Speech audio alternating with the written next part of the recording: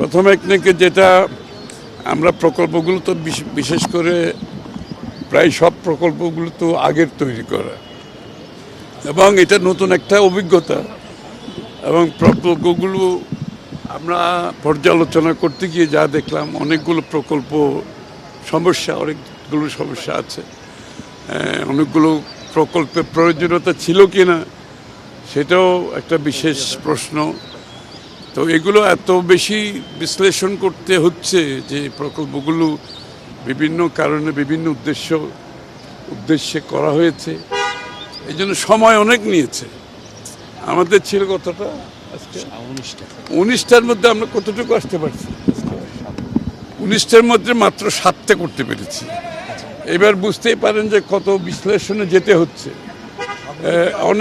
অনেকগুলো প্রকল্প প্রশ্নবিদ্ধ হচ্ছে বিভিন্ন কারণে, মূল্যায়নের কারণে, এটা যৌক্তিকতার কারণে প্রশ্নবিদ্ধ হচ্ছে। সুতরাং আমাদেরকে খুব কেয়ারফুলি যেতে হচ্ছে, কারণ বাংলাদেশের জনগণের টাকা তো এই টাকা তো প্রতিটি টাকা ব্যয়ের পেছনে বাংলাদেশের মানুষ এইখান থেকে তার টাকার মূল্য পাচ্ছে কিনা, তার বিনিয়োগের উপর রিটার্ন পাচ্ছে কিনা, এখানে জব ক্রিয়েশন হচ্ছে কিনা, তো অনেকগুলো বিষয় বিবেচনা করতে হচ্ছে। সুতরাং সব কিছু মিলিয়ে আর আমরা যে আমাদের নির্বাচনী ইশতেহার দিয়েছি, নির্বাচনী ইশতেহারের সাথে এটার অ্যালাইনমেন্ট হচ্ছে কিনা, মিলছে কিনা, তার বাইরে যে প্রকল্প, অপ্রয়োজনীয় প্রকল্প আছে, এগুলোও বিবেচনা আনতে হচ্ছে। এই জন্য আমরা অনেক সময় নিতে হচ্ছে, যে কারণে মাত্র 7টি পর্যন্ত আমরা পৌঁছতে পেরেছি 19টার মধ্যে। তো এই 7টির মধ্যে 2-1টা বিবেচনার জন্য দেওয়া হয়েছে, আর কিছু পাস হয়েছে। অন্তর্বর্তী সরকার আমরা না, নতুন এই সরকার তো আমরা কোনো প্রকল্প এখন পর্যন্ত আনিনি, কারণ আমাদেরকে নতুন প্রকল্প যেগুলো আনতে হবে, আমাদের অনেক বিবেচনায় আনতে হবে যে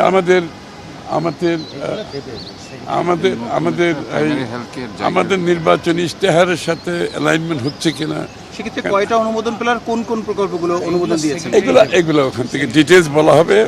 তার মানে ভাই এখনো তো আরো 12টি আচ্ছা অসঙ্গতি, মানে এখানে এগুলো বারবার এগুলো ডেফার করা হয়েছে, মূল্য বৃদ্ধি করা হয়েছে, যেগুলোর যৌক্তিকতা প্রশ্নবিদ্ধ হতে পারে, এই বিবেচনায় কিছু কিছু ডেফার করা হয়েছে, কিছু পাস হয়েছে।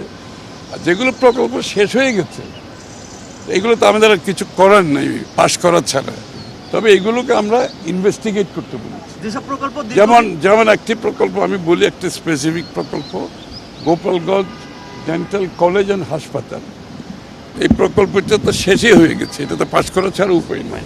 তো এটা আমরা বলেছি একটু ইনভেস্টিগেট করে রিপোর্ট দেওয়ার জন্য। আমাদের কাছে মনে হয়েছে এই প্রকল্পটার যৌক্তিকতা আছে কতটুকু, সেটা আমাদের কাছে প্রশ্নবিদ্ধ হয়েছে, এবং এটার মূল্য, যেটা ব্যয়, যেটা খরচ ধরা হয়েছে, সেটা কতটুকু যৌক্তিক, সেটা নিয়েও প্রশ্ন এসছে। যাই হোক, এটা যেহেতু হয়ে গেছে আমাদের কিছু করার নেই, কিন্তু এটাকে আমরা বলেছি এটা উপর একটা তদন্ত করে একটা রিপোর্ট দিতে, যাতে আগামীর প্রকল্পগুলোতে আমাদেরকে এইভাবে অতিরিক্ত ব্যয় করতে না হয়, এবং মূল্য, প্রকল্প যে কোয়ালিটি, এগুলো নিয়ে যাতে প্রশ্নবিদ্ধ না হয়।